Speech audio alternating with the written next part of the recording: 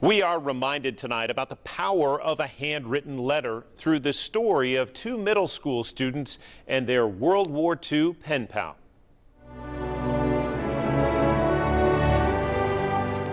This picture is us with the Rosies that we got to interview. They were really sweet.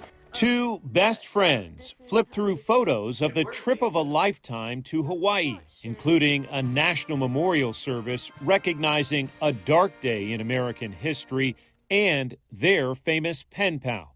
We will always be grateful for your example, grateful for your service, and most importantly, grateful for your sacrifices. Seeing it in person, it's just like, it gives you a whole new perspective because that's like where Pearl Harbor happened. Like 83 years ago that day, all of that, like everything that we learned was happening.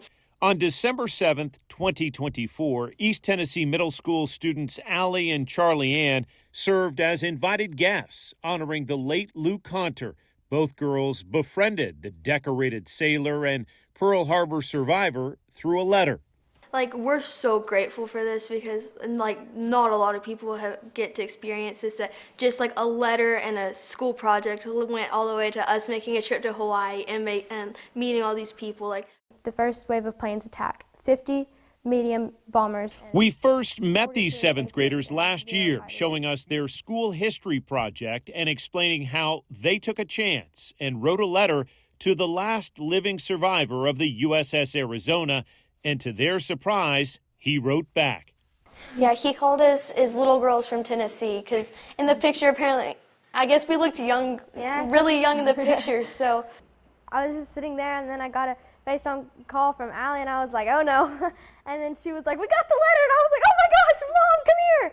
At age 20, Lou Conter was on the deck of the USS Arizona just after dawn on December 7th, 1941, when Japanese bombers began to obliterate his ship.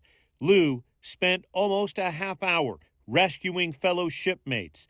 335 survived, 1,177 died. It was sad seeing all the ship below it and the oil spilling, still coming up. That was really sad. The sunken ship in the harbor and the floating memorial built around it, serving as a permanent reminder of what President Roosevelt called a day of infamy.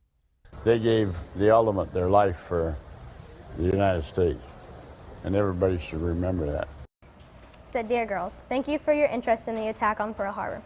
I'm always happy when young people show an interest, because it usually means that it will carry on the legacy and it won't be forgotten.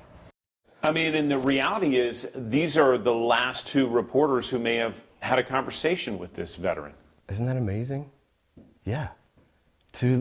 As he calls them my little girls from Tennessee, to have that moment. And I was so thankful to have Lou be remembered that way by some of my students who reached out.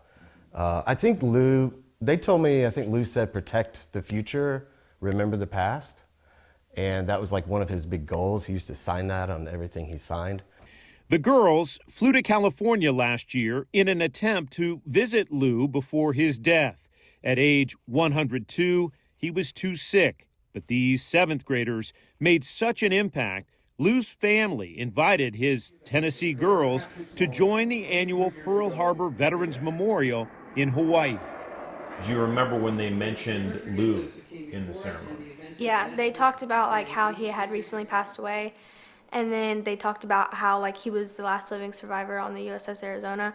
And at the service, Allie and Charlie Ann gained new insight for their new history project, the role of women before, during, and after the war, the impact of the Rosies.